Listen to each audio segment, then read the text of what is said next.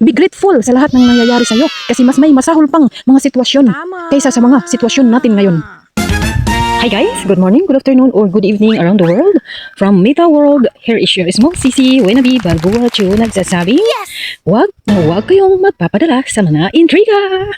Hi guys, mayroon lang akong kikwento guys kasi mayroon kasing mga tao na parang ramdam mo yung ayaw sa'yo, di ba?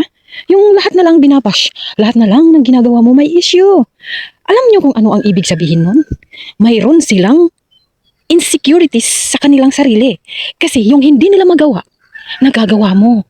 Yung sakit na hindi na malulunasan panghabang buhay na yan. Alam mo kung ano yun? Di ba? Comment ka nga sa baba kung alam mo yung inggit na walang gamot. Ay, nasabi ko na.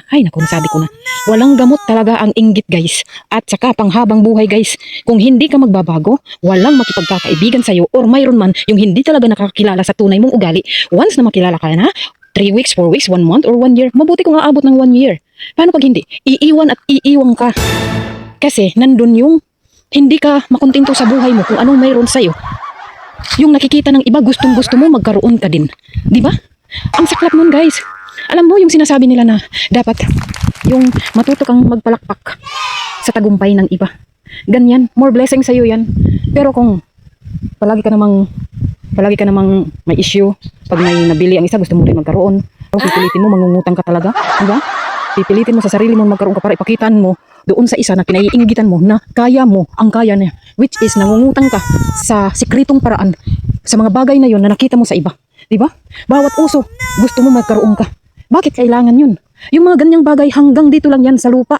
Yung ipunin mo kabutihan na pagpanaw natin, madadala natin sa Panginoon. Diyan tayo mag-focus guys. Pasalamat kung anong nakuha mo, kung anong meron sa'yo. Kung binigyan ka, magpasalamat kahit hindi mo gusto. Di ba? Appreciate mo yun. Kasi nag-effort sila, isipin pa lang para bigyan kayo. Appreciate mo na yun dapat.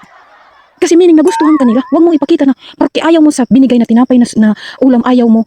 Itatapon mo, ipapakita mo, ikwikwento mo sa iba, inakwento doon sa isa. O di ba? Sino masama? Ikaw. Imbis na bibigyan ka pa sa susunod, magkaroon sila, ayaw na nila. Iiwasan ka. Okay?